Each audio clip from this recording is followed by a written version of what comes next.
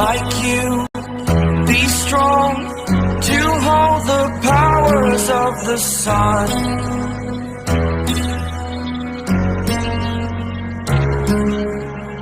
To dream, believe in strength. Now I'm the only one.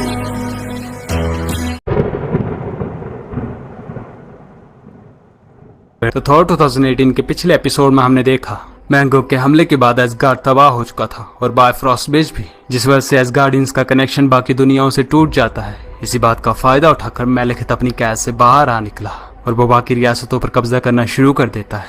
यहाँ Thor अब दोबारा thunder God बन चुका था, लेकिन एसगार्ड के डिस्ट्रक्शन के वक्त ओडिन के वॉल्ट की सारी पावरफुल चीजें कॉस्मोस में बिखर गई थी, इसलिए वो उन्हें ढूंढने निकला है। जहाँ इसी चक्कर में पहले तो उसका मुकाबला जगरनॉट से हुआ और फिर नमोर से।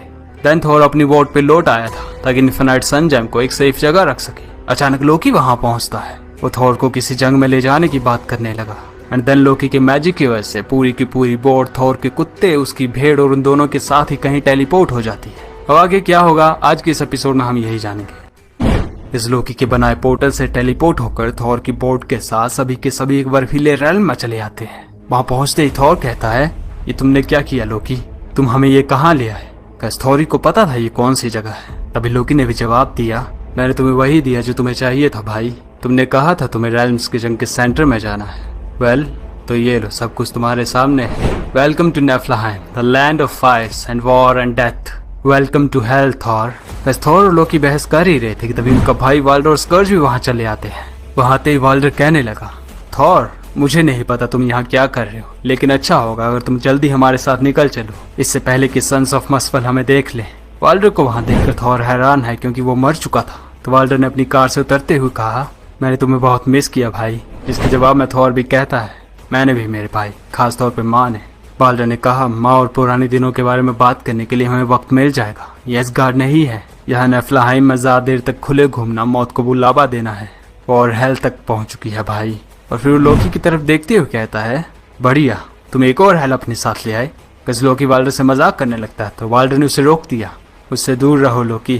तभी पीछे से स्कर्ज ने कहा, क्या आप उस बकरी से बात करेंगे या फिर हम यहाँ से चले माय किंग? मुझे गॉब्लिन्स की बू आ रही है, वो किसी वक्त यहाँ पहुँच जाएंगे। तो वाल्डर कहता है, स्कर्ज सही कह रहा, हमें यहाँ से निकलना होगा। लेकिन तभी बूम, अब बहुत देर हो चुकी थी, गॉब्लिन्स यहाँ आ चुके हैं। वो आते ही कहते हैं, सब कुछ जला कर रख दो, all hello the queen of cinders. ये देखते स्कर्ज गॉब्लिन्स पे गोलियों की बारिश करने लगे। तभी वाल्डर ने कहा, जल्दी गाड़ी में बैठो। लेकिन गैस थॉर अपनी बोट को छोड़कर नहीं जाना चाहता था। तो वाल्डर कहता है, तुम सीरियस नहीं हो सकते, ये सबसे घटिया बोट है जो मैंने आज तक देखी है। तो थॉर ने कहा, ये कबाड़ी इकलौती चीज है जो मेरे पास बची है। ये सुनते लोकी कहता है, ओ साइड हटो और सॉर्सरर को अपना काम करने दो। गैस लोकी ने अपने मैजिक से बोट को ही उड़ाना शुरू कर दिया, लेकिन फिर भी वो गॉब्लिन से धीमी थी। थॉर ने कहा, क्या तुम इसे और तेज नहीं उड़ा सकते?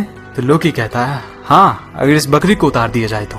बस बेशक लोकी ने ये मजाक में कहा था, लेकिन वो लोग सच में मुसीबत में हैं। तो थॉर ने कहा, ये बकरी एक भाई से भी बढ़कर है मेरे लिए।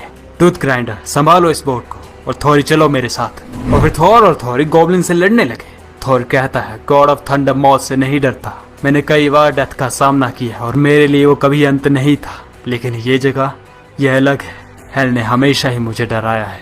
कैसे हेल कितनी खतरनाक जगह होगी, थॉर की बातों से अंदाजा लगाया जा सकता है। तभी दूसरी तरफ स्कर्ज उन गॉब्लिन से लड़ते हुए कहने लगा, बाल्डर, अगर इन गॉब्लिन्स में से किसी ने भी क्वींस ऑफ सिंडर को हमारा पता बता दिया तो वो अपने पास रखे हर बॉम्ब को यहाँ गिरा देगी। आपके भाई को ये पता है ना, मरे हुए लोग भी जल सकते हैं। कैसे थॉर और थॉर उन गॉब्लिन्स को पूरी पावर से मारे जा रहे थे। लोकी थॉर की भेड़ टूथ ग्राइंडर के साथ बोट पे बैठा था। उसे यकीन नहीं आ रहा, थॉर ने उसके बदले एक बकरी को बोट चलाने के लिए दे दी। पर फिर अचानक बोट के शीशे तोड़ते हुए एक हथौड़ा लोकी के मुंह से टकराकर थॉर की तरफ जाने लगा। एक स्पेशल वेपन था जो 2 हिस्सों में टूट जाता है। लेकिन फिर बूम, अचानक से एक धमाके के साथ किसी ने सभी गॉब्लिन्स को मार दिया। सबने पीछे मुड़कर देखा तो ये कर्नीला थी, द क्वींस ऑफ नॉर्न्स, जो बाल्डर से प्यार करती है। आते ही वो कहती है, हमारे पास ये सब के लिए वक्त नहीं है, यहाँ तुम उसके सोल्जर से लड़ रहे हो, वहाँ क्वींस ऑफ सिंडर अपनी पावर बढ़ा रही है। वेट, क्या सच में तुम तीनों साथ खड़े हो? और थॉर, अब ये मत कहना कि तुम भी मर चुके हो, इस तरह हम कभी भी मेलिकित को हरा नहीं पाएंगे। तो लोकी ने शिप से जवाब दिया, नहीं क्वीन ऑफ नॉर्न्स, ये बस यहाँ घूमने आया है। लोकी को देख के कर्नीला खुश नहीं थी, वो उसे मारने की धमकी देने लगती है। पर तभी वहाँ tyre Asgardian God of war और थॉर का भाई एक बड़े से डायनासोर पे बैठ के चला आता है। उसने कहा, हेलो छोटे भाई थॉर, तुम्हारी दाढ़ी अभी भी एक एल्फ लड़की की तरह ही है। बस वो सीधे थॉर को गले लगा लेता है। पर वाल्टर कर्नीला से पूछ रहा था कि तुम्हें वो मिली, कि तुमने और टायर ने सिंडर की सीक्रेट मीटिंग की लोकेशन ढूंढ ली। जिसके जवाब में कर्नीला ने कहा, मुझे खेद है, हमें वो नहीं मिली। हमने सन्स ऑफ मसफिल का पीछा किया, लेकिन वो हमें चकमा देकर नॉर्दर्न शैडोज की तरफ निकल गए। जहाँ भी ये मीटिंग हो रही है, दुआ करो वो बर्बाद हो जाए।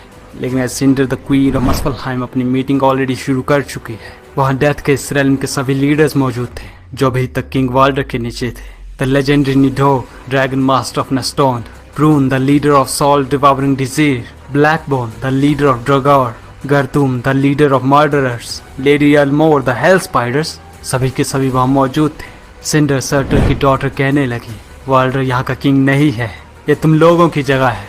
बट अब मैं सिंडर डॉटर ऑफ सर्टर यहाँ राज करूंगी। मेरे साथ आ जाओ और खुद को बचा लो। जब हम सब मिल जाएंगे तो मिरेकल्स होंगे। जिस पर लेडी एल्मोर ने कहा, तुम कोई मिरेकल्स नहीं करने वाले, तुम तो सिर्फ मौत दे सकती हो। क्यों? क्योंकि तुम हमसे डरती हो। क्योंकि ये सबसे बड़ा रेल्म है और यहाँ रहने वालों की तादाद बहुत ज्यादा है। जो भी आज तक मरा है वो यहाँ आके बसा है, और जब सभी मुर्दे एक साथ खड़े होंगे तो उन्हें कोई भी हरा नहीं पाएगा। यानी तुम्हें। सिंडर के लिए बगावत थी, उसने सीधे एल्मोर को आग में जलाकर मार दिया। वो सबको अपनी ताकत दिखा रही है, लेकिन गैस ये दुनिया भी मरे हुओं की दुनिया थी। ब्लैकबोन को गुलामी मंजूर नहीं है। वो सबको सिंडर के खिलाफ जाने को कह रहा था कि तभी गर्तूम, उसी का साथी, उसका गला काट देता है। इस गर्तूम ने सिंडर का साथ देना मंजूर कर लिया क्योंकि उसे खून खराबा पसंद है, जिसकी परमिशन उसे ना ही कभी हेल के किंग वाल्डर ने, ना ही उससे पहले हेला किसी ने भी नहीं दी थी। उधर दूसरी तरफ थॉर और सभी सोच रहे थे, सिंडर ऐसा नहीं कर सकती। वो कभी सभी लीडर्स को एकजुट नहीं कर पाएगी, लेकिन वो उन्हें मार जरूर देगी। वाल्डर ने कहा, ब्लैकबोन हेल की आर्मी का जनरल है, वो दूसरे लीडर्स को भटकने नहीं देगा। ये सुनते ही थॉर ने पूछा, लेकिन अगर वो ये नहीं कर पाए तो? अगर सिंडर ने सभी लीडर्स को एकजुट कर लिया तो तब क्या? वाल्डर ने जवाब दिया, तो फिर मैलेकिथ को एग्जिस्टेंस की सबसे बड़ी आर्मी मिल जाएगी। बाकी रेल्म्स तब कुछ नहीं कर सकते। वैसे सिचुएशन इन सब के हाथ से निकल रही थी। ये समझते स्कर्ज कहने लगा, हमें और दोस्तों की जरूरत है। हमें एनहार्जर द ग्रेट वॉरियर ऑफ वैलहला यहाँ चाहिए, लेकिन हमें अभी नहीं पता हम उन्हें कैसे ढूंढे। कर्नीला कहती है, रुक जाओ, अब हम एक शब्द भी इस कमीने के सामने नहीं बोलेंगे। ये धोखेबाज है, ये सिंडर के साथ हो तो हमें इसे मार देना चाहिए। स्कर्ज और टायर से सहमत थे, लेकिन थॉर ने कहा, लोकी एक झूठा, मक्कार और धोखेबाज है, लेकिन हमारी एक डील हुई है और आगे से मैं इसकी जिम्मेदारी लेता हूँ। लोकी ने थॉर की बात सुनकर चैन की सांस ली, लेकिन थॉर ने उसे फिर भी चेतावनी दे ही दी, अगर उसने कुछ भी उल्टा सीधा काम किया तो खुद उसे मार डालेगा। तभी टायर कहता है, हम बेशक सिंडर की मीटिंग की लोकेशन ढूंढने में नाकामयाब रहे हों, लेकिन हमें कुछ और जरूर मिला है। मसफलहाइम की आर्मी को एक बहुत ही ताकतवर हथियार मिला है और वो उसे ट्रेन में ले जा रहे हैं। वाल्टर ने पूछा, ये किस हथियार की बात हो रही है? तो कर्नीला ने कहा, वो हमें अभी नहीं पता, इतना जरूर जानते हैं कि गॉब्लिन्स भी उससे डर रहे हैं। गजब वाल्डर और बाकी असगार्डियंस के पास प्लान था उस वेपन को कब्जे में लेना, ताकि उसे सिंडर के खिलाफ इस्तेमाल किया जा सके। वो सभी एक प्लान के मुताबिक तैयारी करने लगे। वो कहीं जा रहे हैं तो लोकी थॉर को टायर के खिलाफ भड़काने की कोशिश में लगा था।